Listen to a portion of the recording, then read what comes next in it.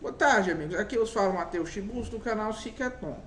Recentemente, o padre Júlio Lancelotti narrou um documentário em que ele fala de uma suposta santa trans. Eu não sei se é uma santa que virou um santo ou um santo que virou uma santa, etc. É uma situação assim tão estranha que eu não sei, eu confesso que eu tenho uma dificuldade de fazer uma síntese em relação a isso. A Arquidiocese de São Paulo, talvez atipicamente, porque o Júlio Lancelotti sempre foi uma espécie, né, de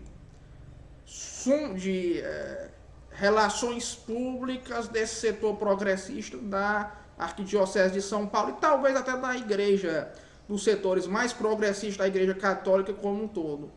Mas a Arquidiocese de São Paulo emitiu uma nota comentando a absurdidade dessa situação e o porquê disso não, de essa história que foi contada, não fazer sentido algum.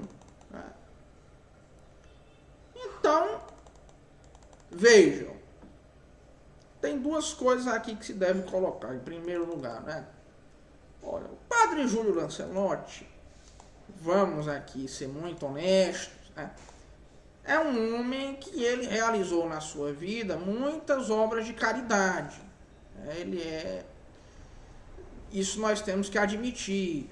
E em uma cidade notoriamente hostil ao mendigo, notoriamente hostil ao pobre como São Paulo, muito provável, talvez sem o trabalho dele, os mendigos morreriam de fome, os mendigos não existiriam. É inegável que ele fez um grande trabalho em defesa dos mais pobres, certo? Também é inegável que muita gente ruim já tentou destruir o Lancelotti. A mídia nos anos 2000 tentou promover um ataque ao Lancelotti meio que como uma forma de querer vilipendiar a Igreja Católica, né? Usando argumentos muito ruins, usando argumentos um tanto absurdos, né? Então, assim, vindos de gente que não me parece tão bem intencionada assim, não foi algo tão notoriamente absurdo quanto é o caso dos arautos. Então, nós devemos sempre tomar assim, tomar isso aí tudo, né, com certa calma. Devemos ter em mente que o Lancelotti pode ser uma pessoa que tenha problemas, mas que ele também não é um monstro completo, ao menos não é um monstro, certo? É uma pessoa que tem problemas, mas eu até acho que ele é bem intencionado, certo? Agora, vejam que ele, assim como muitos outros padres, acabaram caindo no discurso esquerdista. E nesse discurso esquerdista, eles aceitam qualquer coisa que vier. Por mais hostil que seja a Igreja Católica, por mais hostil que seja tudo, né? Por mais hostil que seja a ideia cristã de um mundo, o Lancelotti e esse povo todo, né, eles partem da ideia de que, na verdade, como todo esquerdista, eles partem de um futuro ideal em nome do qual se deve julgar o presente. E em nome do qual cabe qualquer coisa. Inclusive, talvez, né? Nem sei se o Lancelotti percebe essa contradição, porque ele não me parece uma pessoa inteligente de jeito nenhum. E nisso aí inclui a defesa de pautas que são muito contraditórias ao ideal cristão. Que não é um ideal. Na visão cristã, o reino de Deus, ele marca o fim da história. O Logos, ele é o início, ele é o centro e ele é o fim da história. No fim da história, você vê o que é o fim da história. É o Logos. É a vinda do Logos, o retorno do Logos como Cristo na história. Isso é algo incompatível com essa visão,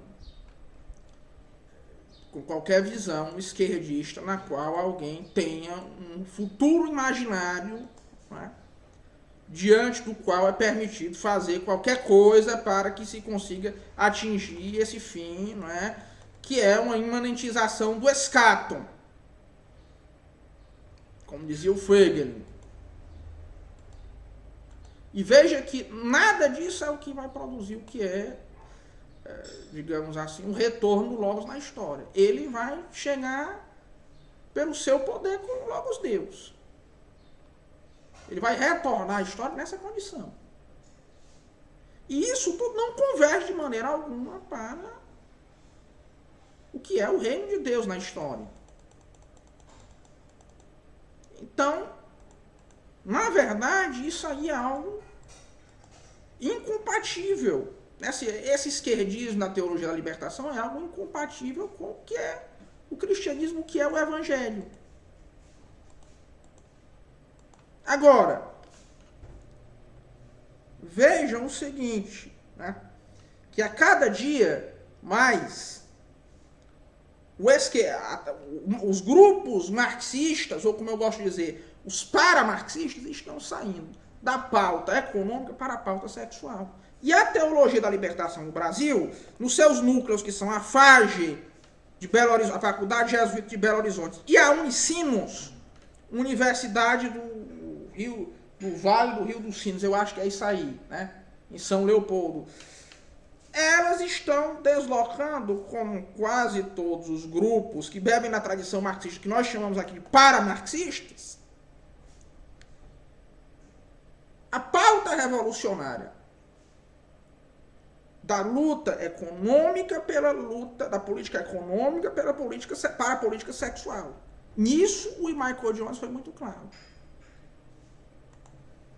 Eu acho que esse é um ponto em que o Michael Jones é muito incisivo, embora ele não perceba não perceba a importância disso também na teologia da libertação. Hoje em dia, a teologia da libertação está sendo instrumentalizada também pelo clero como uma forma de política que não é mais de liberação econômica, nem de libertação econômica, mas sim de libertação sexual. Eu não preciso dizer aí que existe um componente de racionalização do vício envolvido. Isso é muito claro. Agora, eu tento aqui ter uma interpretação minimamente caridosa do Lancelot, porque eu não vejo nele muita inteligência.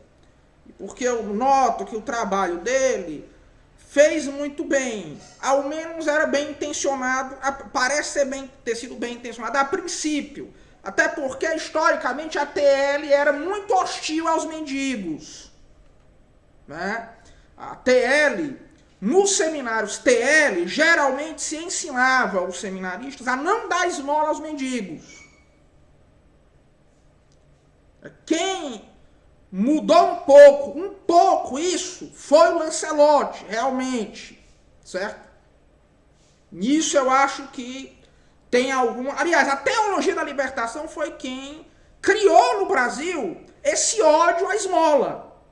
Porque pensa-se o seguinte, que não, eles têm aquela velha ideia marxista, certo? Do marxismo, também do marxismo oriental, mas que é muito forte do marxismo ocidental, de que eles juntam duas coisas, na verdade. A ideia do marxismo oriental, de que o pobre, ele é apenas uma classe social, e especialmente o lumpenproletariado, como o lumpenproletariado é uma classe social nociva.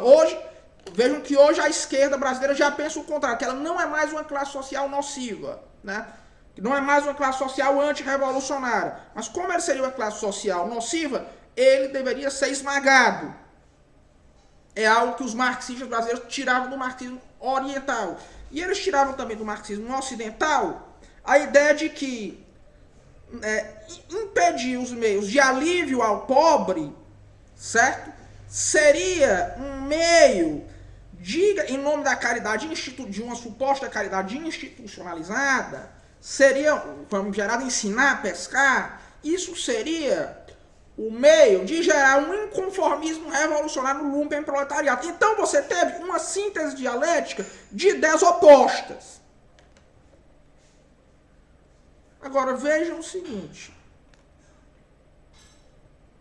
essa aceitação, essas pautas sexuais, que são também uma hermenêutica da suspeita, certo?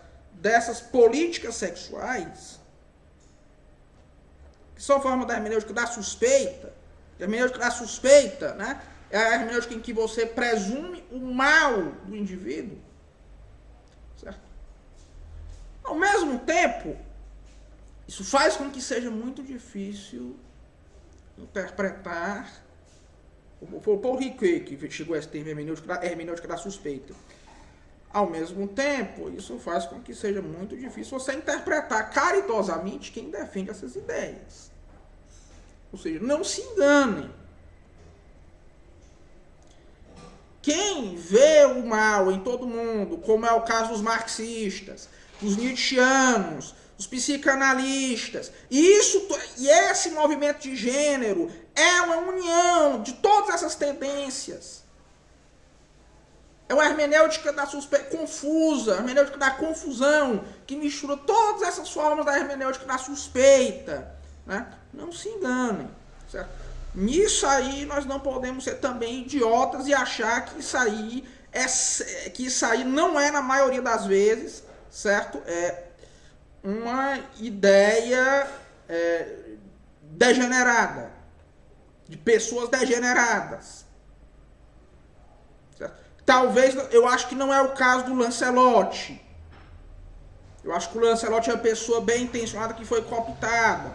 Mas as pessoas que estão à frente desse movimento aí, no clero, não são gente bem intencionada. Não se iludam. Não se iludam. Eles fazem isso a serviço de outras causas.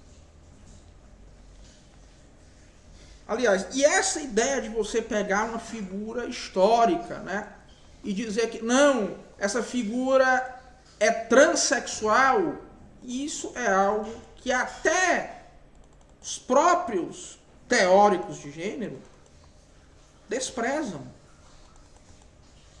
Porque em grande parte eles admitem, de fato, que o negócio é o que ele realmente é. Que é o quê? Uma construção social. E é uma construção social que eles constroem. Que eles estão construindo.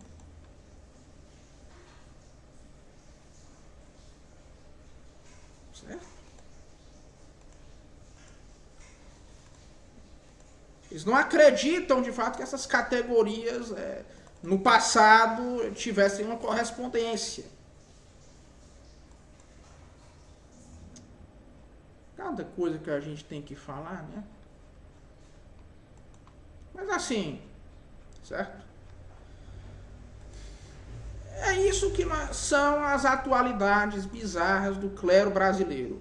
Pois é fundamentalmente isso. Um forte abraço a todos e até logo.